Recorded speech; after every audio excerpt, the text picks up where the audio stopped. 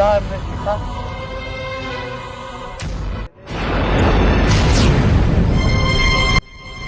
دوه زره روپۍ راواغېستلې ښه بله مې هفته راواغېستله خان بدل په دوه نه په څلور نه په پنځوسو کسانو نه ورکړم صحیح ده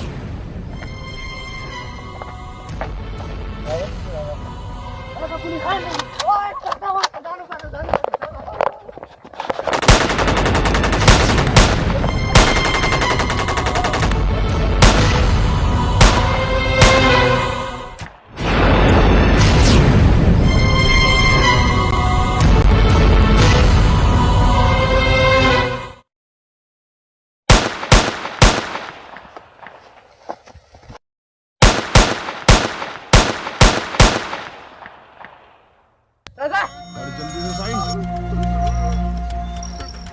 हाँ बस सब्र कर ले, तेरा ही इंतजाम कर रहा हूँ।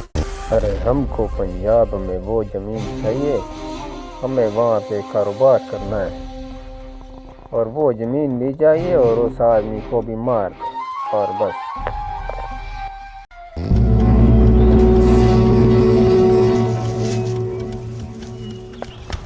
अरे बस भी कर बेटा। हमारा इंतकाम पर तो वो ना खत्म की राजा। ड्रामा सीरियल पूरा देखने के लिए चैनल को सब्सक्राइब करें और बेल आइकन ज़रूर प्रेस करें ताकि नए वीडियो की नोटिफिकेशन आप तक पहुंच सके।